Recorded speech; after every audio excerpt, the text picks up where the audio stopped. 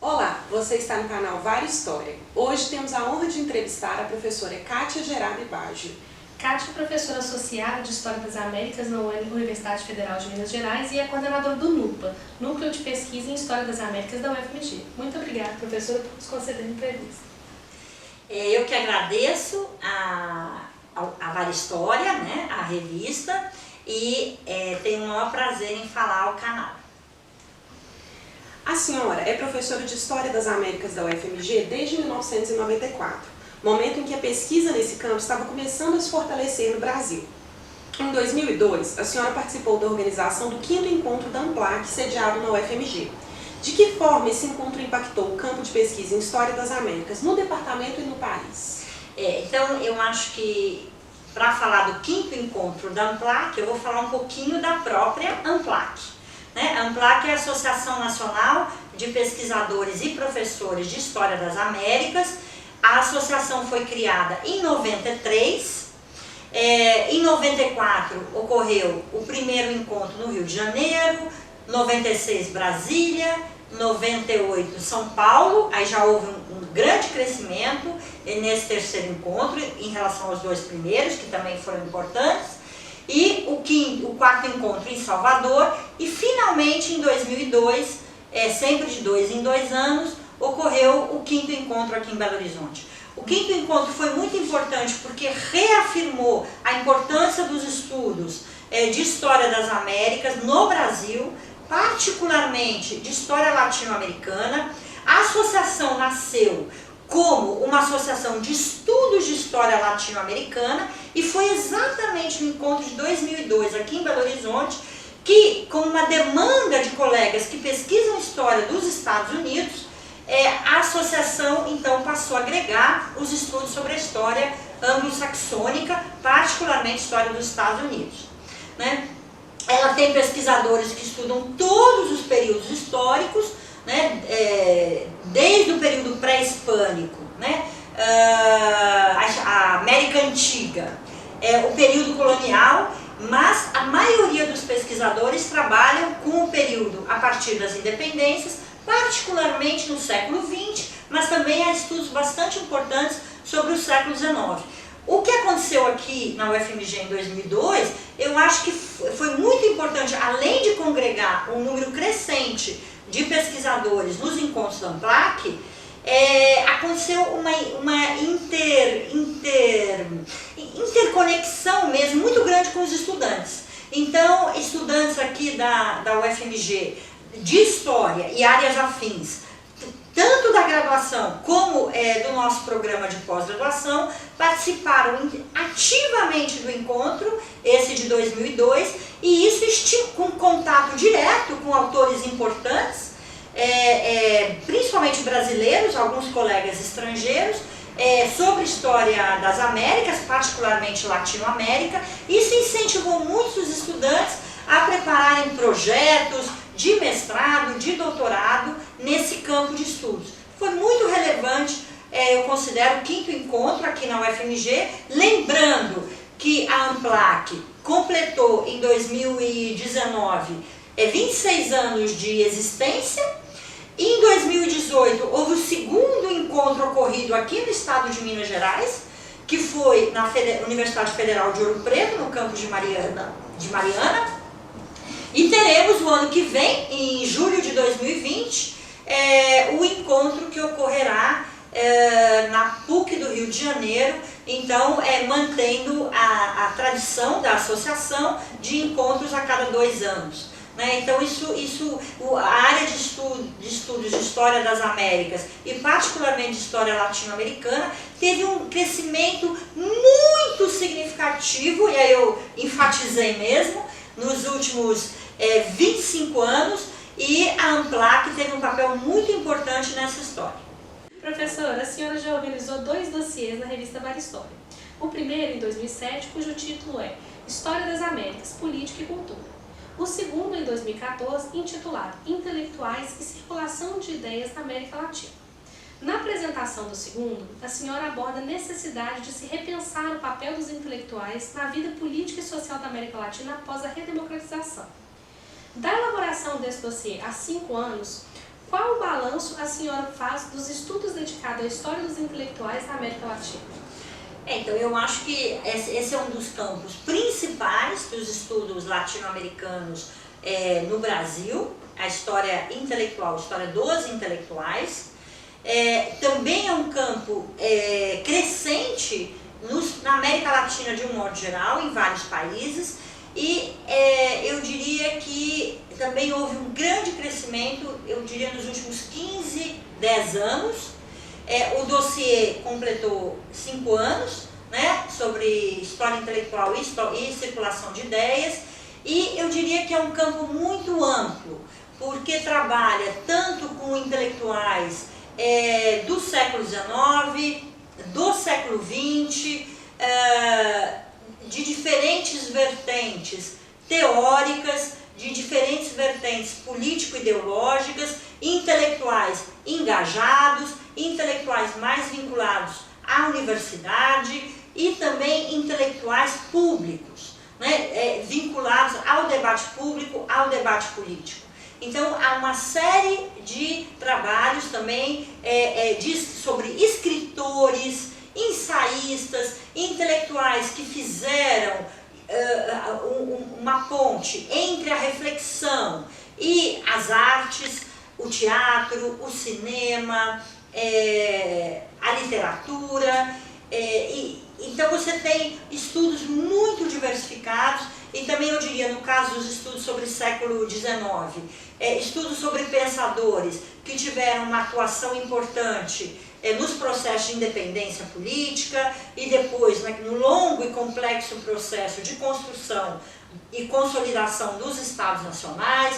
No caso do século XX, tanto autores muito importantes da primeira metade do século XX, vinculados tanto à consolidação dos Estados, já no século XX, também há um debate importante sobre nacionalismo, anti-imperialismo, desenvolvimentismo, já na segunda metade do XX, vários intelectuais ligados ao campo das esquerdas, ou por outro lado, intelectuais liberais, intelectuais de direita. Então você tem uma gama muito grande de estudos sobre autores, escritores, pensadores, ensaístas, tanto uma diversidade no espectro político, como dessas vinculações com as artes, com a literatura, com a produção cultural de um modo geral. Então, e também queria lembrar aqui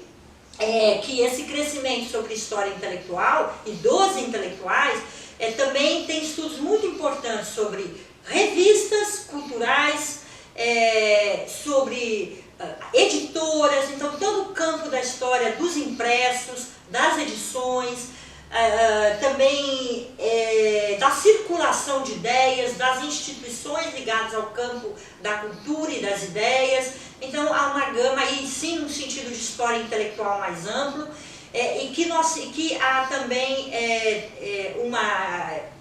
revistas importantes na área de história. No Brasil tem publicado trabalhos importantes e dossiês sobre história intelectual, e na Argentina uma importante revista da Universidade Nacional de Quilmes, a revista Prismas, revista de história intelectual, que tem publicado autores de toda a América Latina, inclusive do Brasil.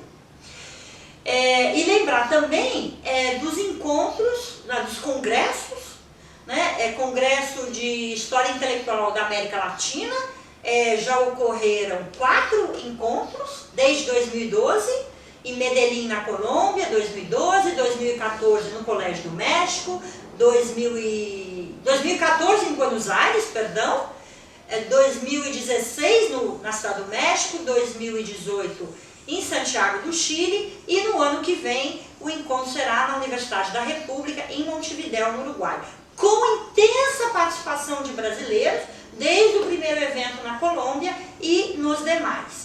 Esperamos, assim que for possível, podermos sediar o encontro do CHIAL, do Congresso de História Intelectual da América Latina, no território brasileiro. Professora, como a senhora avalia o crescimento dos trabalhos em História das Américas no programa de pós-graduação em História da UFMG? Então, a área de História das Américas na UFMG, particularmente História Latino-Americana, tem tido um crescimento muito expressivo desde o início da década passada, portanto, nesses últimos 19 anos.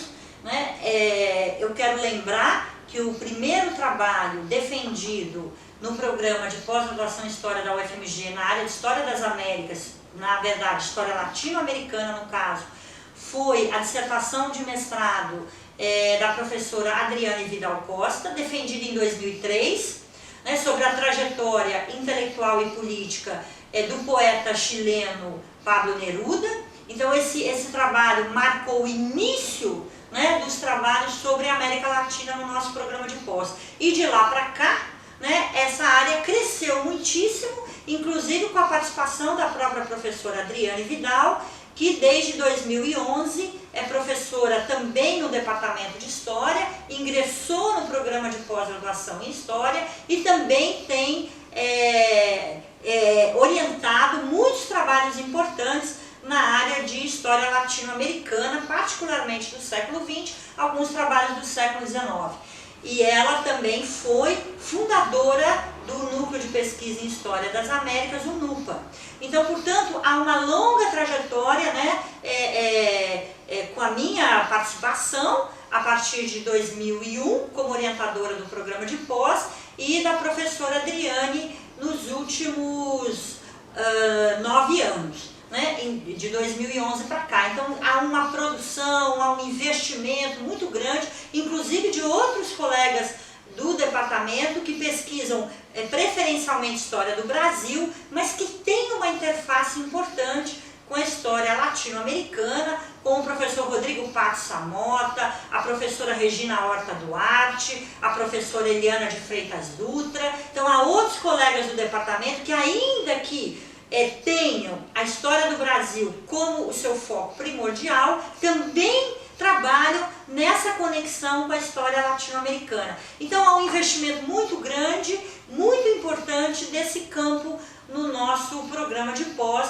assim como outras áreas do conhecimento. Professora, o contexto político da região abre novas questões para pensarmos a atuação política dos intelectuais latino-americanos? O Brasil, né, nos últimos 6 anos, né, desde 2013, e outros países também da América Latina, tem vivido uma situação convulsionada nos últimos anos. Nós temos visto transições de governo impactadas por novas formas de desestabilização da democracia. Nos anos 60 e 70 vivemos na América Latina várias experiências de golpe de Estado civil-militar e nos últimos anos novas maneiras, novas estratégias de desestabilização da democracia, inclusive com algumas novas formas distintas daquelas dos anos 60 e 70, que podemos chamar de golpes de Estado. Como, por exemplo, ocorreu em Honduras em 2009, no Paraguai em 2012 e o impeachment da ex-presidenta Dilma, que de fato foi um novo tipo de golpe de Estado, que eu defendo, assim como outros pesquisadores da área de humanidades, que teve essa característica. Então, e diante disso e também da ascensão de governos de extrema-direita, como aconteceu com a eleição de Ivan Duque na Colômbia, do presidente Bolsonaro no Brasil, e governos de clara orientação econômica neoliberal. Isso tudo também está trazendo um grande descontentamento que a gente tem visto em movimentos sociais, na intensa participação das pessoas em mobilizações de rua, como nós temos visto de maneira muito expressiva no Chile, mas não apenas no Chile, contra essa política econômica excludente. Então vivemos um momento muito difícil em que imaginávamos que a democracia na América Latina vinha num processo de estabilização, a partir dos anos 80, 90, e o que vivemos nos últimos anos foi que a democracia está em crise. Então não havia ainda digamos, uma estabilização mais consistente e entramos novamente num período de questionamento dos valores democráticos, dos valores da inclusão social e da intensificação da população na vida política. Então isso é bastante grave do meu ponto de vista. Obviamente que eu sei que essa preocupação é compartilhada pela maior parte dos pesquisadores da área de humanidades no Brasil. Diria que praticamente todos nós estamos com essa preocupação, e nesse sentido é um momento em que os professores das universidades, principalmente da área de humanidades, mas não só, cientistas de diferentes áreas, é um momento que os intelectuais, de um modo geral, na minha avaliação, têm que participar mais do debate público, né? E usando os canais disponíveis, não só a universidade, que é um espaço privilegiado da reflexão sobre o passado e sobre o presente, mas outras formas de intervenção no debate público, tanto por meio da chamada grande imprensa, como por meio das dos veículos da chamada imprensa alternativa, os novos veículos que estão à nossa disposição. E eu acho que, no caso dos historiadores, é uma importante participação, porque se nós historiadores não pensamos mais a história como mestra da vida, nesse sentido de que o passado explica o presente de maneira mecanicista, sabemos que não é assim, mas compreender o passado, compreender as experiências históricas mais ou menos distintas das experiências do presente, é algo que ajuda a reflexão sobre o presente. Né? A ideia de que compreender o passado ajuda a iluminar a compreensão sobre o presente. Né? O passado não explica mecanicamente o presente, mas é extremamente relevante compreender o passado mais remoto, o passado mais recente, para nós compreendermos o que está se passando no Brasil e em vários países da América Latina e também na América Anglo-Saxônica, né, nos Estados Unidos particularmente, nesse momento que vivemos, nesse presente de 2019, 2020, para compreender o que estamos vivendo no continente e no mundo. E por que não dizer no mundo? A história e os historiadores têm muito a colaborar nesse debate, e acho que é um momento de intensificação. Isso já tem acontecido, nós estamos vendo que muitos historiadores e cientistas sociais, de um modo geral, têm ampliado a sua participação no debate público, na esfera pública, e eu diria que é um momento também que os historiadores estão participando mais, e eu acho que é importante essa participação, inclusive como uma forma de esclarecer certos negacionismos históricos que são muito perigosos, como por exemplo afirmações de que não houve ditadura no Brasil, né? Vivemos períodos ditatoriais, né? Durante o regime do Estado Novo e também, mais recentemente, a ditadura militar, iniciada em abril de 1964. Então é um momento sim dos historiadores participarem desse debate para negar os negacionismos, mas negar de forma reflexiva, de forma densa, de forma bem fundamentada e baseada em toda uma importante produção da historiografia brasileira e de todo o campo das ciências sociais. Então eu acho que é sim um momento muito importante de reativação da participação dos intelectuais e dos pesquisadores no debate público. Professora, em nome de toda a equipe da Vale História, nós agradecemos muito a sua participação, foi realmente uma honra. Muito obrigada, e vocês continuem acompanhando o nosso canal.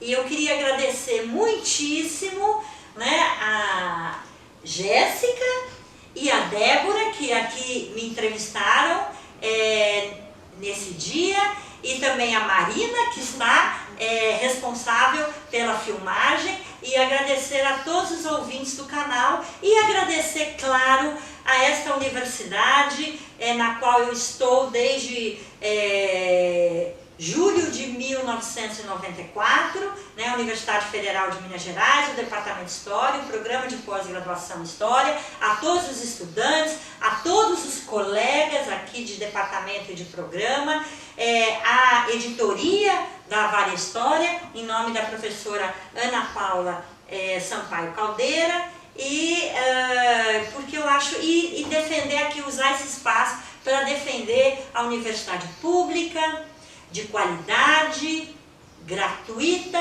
e socialmente referenciada, inclusiva, que isso é muito importante.